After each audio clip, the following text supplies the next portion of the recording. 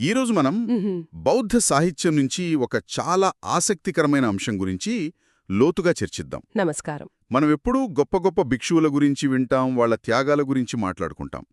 కానీ వాళ్లకు అండగా నిలిచిన సామాన్య ప్రజలు అంటే గృహస్థుల గురించి మనకెంత తెలుసు? అవును, సరిగ్గా చెప్పారు. ఈరోజు మనం అలాంటి ఇద్దరు అసాధారణ ఉపాసకుల కథల గురించి మాట్లాడుకోబోతున్నాం. వాళ్ళిద్దరి పేరు ఒకటే అవడం ఇంకా విశేషం. అవును, ఇద్దరి పేరు ఉగ్గ.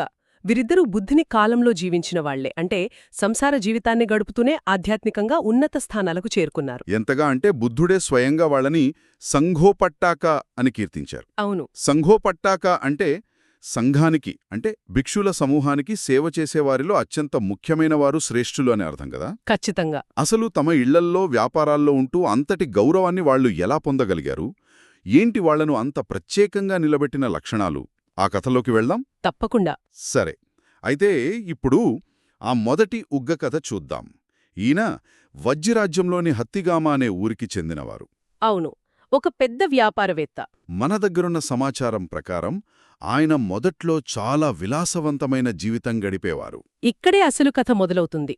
అంతటి భోగాల్లో మునిగి తేలుతున్న ఉగ్గ ఒకసారి బుద్ధుణ్ణి చూడగానే పూర్తిగా మారిపోయాడు. ఒక్క నిమిషం, అంటే కేవలం చూడగానేనా? ఆశ్చర్యంగా ఉంది కదా. ఆ క్షణంలోనే అతనిలోని మత్తు, మోహం అన్నీ ఆవిరైపోయాయి. ఇది నెమ్మదిగా వచ్చిన మార్పు కాదు, తక్షణ పరివర్తన అన్నమాట. అంటే బుద్ధుడాయనతో మాట్లాడక ముందే కేవలం దర్శనంతోనే మార్పొచ్చేసిందా? అవును, కేవలం చూడగానే. బౌద్ధ పరిభాషలో దీన్నే దర్శన శ్రద్ధ అంటారు. ఆ తేజస్సుని చూడగానే ఆయనలో అంతర్లీనంగా ఉన్న మంచి మేల్కొంది. అద్భుతం. ఆ తర్వాత బుద్ధుడి మొదటి ఉపదేశంతోనే ఆయన అనాగామి స్థితిని చేరుకున్నారు. అనాగామి, ఈ పదం విన్నాను కాని అంటే సరిగ్గా దానర్థమేంటి? కొంచెం సులభంగా చెప్తారా? తప్పకుండా. అనాగామి అంటే తిరిగి రానివాడు. తిరిగి రానివాడా? అంటే మన ఆధ్యాత్మిక ప్రయాణంలో ఇది చాలా ఉన్నతమైన స్థితి, మోక్షానికి చాలా దగ్గరగా ఉన్నారన్నమాట. ఆ స్థితిని పొందినవారు మళ్లీ మనుష్యలోకంలో పుట్టరు. వావ్! ఒక గృహస్థుడు, ఒక వ్యాపారి కేవలం మొదటి ఉపదేశంతోనే అంత ఉన్నత స్థితికి చేరడమంటే నిజంగా నమ్మశక్యంగా లేదు? అవును, అందుకే బుద్ధుడు ఈ ఉగ్గలోని 8 అద్భుతమైన సుగుణాలను ప్రత్యేకంగా ప్రశంసించారు. ఆయన వ్యక్తిత్వం ఎంత గొప్పదో ఇవి చెబుతాయి. సరే, ఆ 8 గుణాల గురించి వివరంగా మాట్లాడుకుందాం. మొదటిది మీరు చెప్పిన ఆ తక్షణ పరివర్తనే కదా? అవును. ఇక రెండవది తీక్ష్ణమైన జ్ఞానం.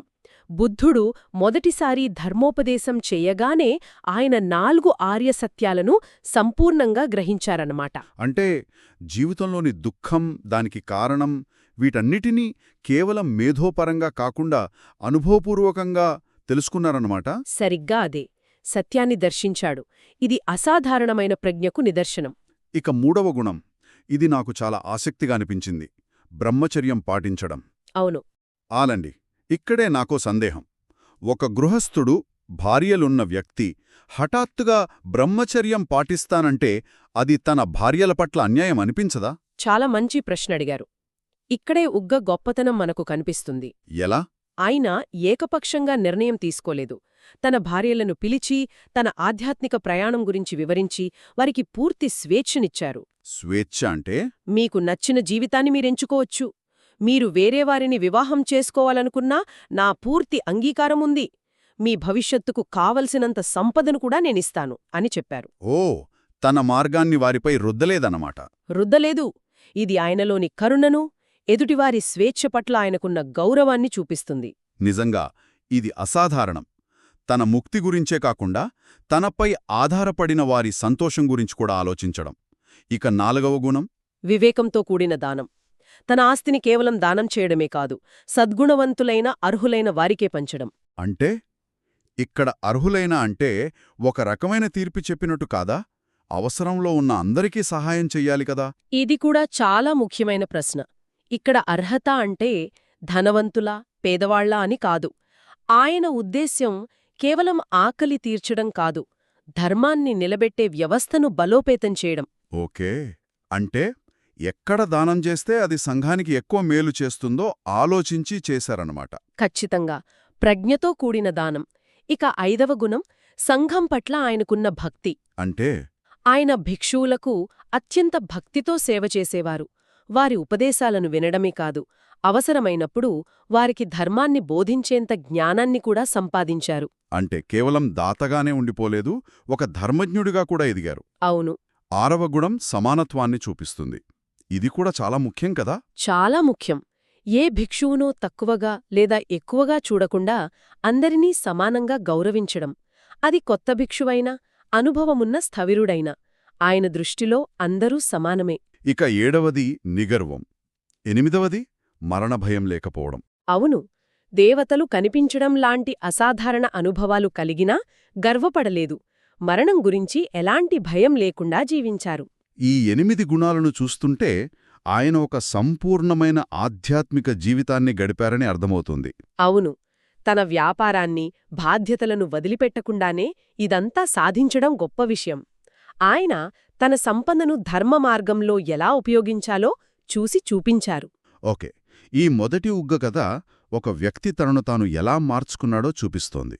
ఇప్పుడు మనం వైశాలికి చెందిన ఆ 2వ ఉగ్గ కథలోకి వెళ్దాం. తప్పకుండా. ఇప్పుడు మనం వైశాలి నగరానికి చెందిన 2వ ఉగ్గ గురించి తెలుసుకుందాం. ఈయన కూడా గొప్ప శీలవంతుడే కదా. అవును, ఈయన కూడా అనాగామి స్థితిని పొందినవాడే. ఈయన కథలో దానగుణం ప్రముఖంగా కనిపిస్తుంది. అయితే ఆయన దానంలో ప్రత్యేకతేంటి? ఆయన దానం చేసే విధానంలో ఒక శ్రద్ధ కనిపిస్తుంది.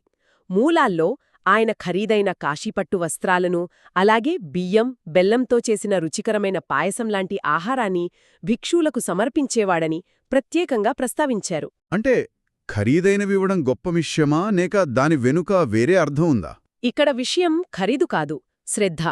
తన దగ్గర ఉన్నవాటిల్లో అత్యుత్తమమైనది, అత్యంత ప్రీతిపాత్రమైనది ఇవ్వడంలో ఆయన సంకల్పం కనిపిస్తుంది. ఓ, అంటే నాకు అక్కర్లేనిది దానం చేస్తాను అనే భావనకు ఇది పూర్తి వ్యతిరేకం. తను ప్రేమించే వస్తువులను ఇతరులకివ్వడం. సరిగ్గా అదే. అయితే ఈయన కథలో అత్యంత విశేషమైన అంశం ఆయన మరణం తర్వాత జరిగింది. మరణం తర్వాత? అవును, ఆయన మరణించి మనోమయ అనే ఒక దేవలోకంలో జన్మించారు. దేవలోకంలో జన్మించారా? అవును, అక్కడితో ఆగలేదు. ఆ దేవలోకంలోనే తన సాధనను కొనసాగించి అర్హత్ స్థితిని, అంటే పూర్తి జ్ఞానోదయాన్ని పొందారు. అర్హత్ అంటే అనాగామికి అర్హత్కి తేడా ఏమిటి? అనాగామి అంటే మోక్షానికి ఒక మెట్టు దూరంలో ఉన్నారనే అనుకున్నాం కదా. అర్హత్ అంటే ఆఖరి మెట్టు కూడా దాటి పూర్తి విముక్తిని పొందినవారు. ఇది చాలా ఆశ్చర్యంగా ఉంది. ఒక మనిషి దేవలోకంలో అర్హతయ్యాడని మనకు ఎలా తెలిసింది? దీనికేదైనా ఆధారం ఉందా? ఉంది. ఈ విషయాన్ని ఆయన స్వయంగా బుద్ధునికి తెలియజేశారు. ఏంటి, దేవలోకం నుంచి దిగొచ్చారా? అవును, దేవలోకం నుంచి దిగివచ్చి బుద్ధుడికి తన పురోగతి గురించి నివేదించాడు. ఇది చాలా కీలకమైన సంఘటన. ఎందుకని? దీని ప్రాముఖ్యత ఏమిటి? ఇది ఒక గృహస్థు అనుసరించిన ధర్మ మార్గం ఎంత శక్తివంతమైనదో చూపిస్తుంది. వాళ్లు ఎంచుకున్న మార్గం సరైనదని, అది మరణం తర్వాత కూడా వారిని ఉన్నత స్థితులకు, చివరికి మోక్షానికి తీసుకువెళ్తుందని నిరూపిస్తుంది. అంటే ఆ కాలంలోని ఇతర అనుచరులకు ఇది గొప్ప విశ్వాసాన్ని ఇచ్చే సంఘటన అన్నమాట. ఖచ్చితంగా మనం నడుస్తున్న దారి సరైనదే అని ధృవీకరించినట్టుగా ఉంటుంది. ఓకే, పేరున్న 2 గృహస్థులు, 2 అత్యున్నత ఆధ్యాత్మిక స్థితులను అందుకున్నారు. ఒకరు క్రమశిక్షణతో, మరొకరు స్వచ్ఛమైన దానగుణంతో. వీరిద్దరి కథలలో మనం గమనించాల్సిన ముఖ్యమైన సారూప్యత ఏమిటి? వారికున్న అచంచలమైన విశ్వాసం, అంటే శ్రద్ధ, దానికి తోడైన ఆచరణ. విశ్వాసం, ఆచరణ. అవును, మొదటి ఉగ్గ సుగుణాలు కావచ్చు, 2వ ఉగ్గ దానం కావచ్చు. రెండింటి వెనుక ఉన్నది సంపూర్ణమైన అంకిత భావం. మాటల్లో చెప్పడమే కాదు, చేతల్లో చేసి చూపించారు. అందుకే ఇద్దరూ సంఘోపటాక అయ్యారు. నాకొక ప్రశ్నొస్తుంది. ఆ కాలంలో చాలామంది అన్నీ వదిలేసి భిక్షువులుగా మారుతున్నారు కదా. అవును. అలాంటప్పుడు బుద్ధుడొక వ్యాపారవేత్తను, ఒక సంసారిని ఇంతగా ఎందుకు ప్రశంసించారు? కేవలం దానాలు చేస్తున్నందుకా? కాదు, దాని వెనుక ఒక లోతైన సందేశముంది. సమాజం మొత్తం భిక్షువులుగా మారితే సంఘం ఎలా నడుస్తుంది? సంఘానికి అండగా నిలిచే గృహస్థులు కావాలి. ఓకే. కాని కేవలం దాతలుగా కాదు, ధర్మాన్ని ఆచరించే ఆదర్శ గృహస్థులుగా ఉండాలని బుద్ధుడి ఆకాంక్ష.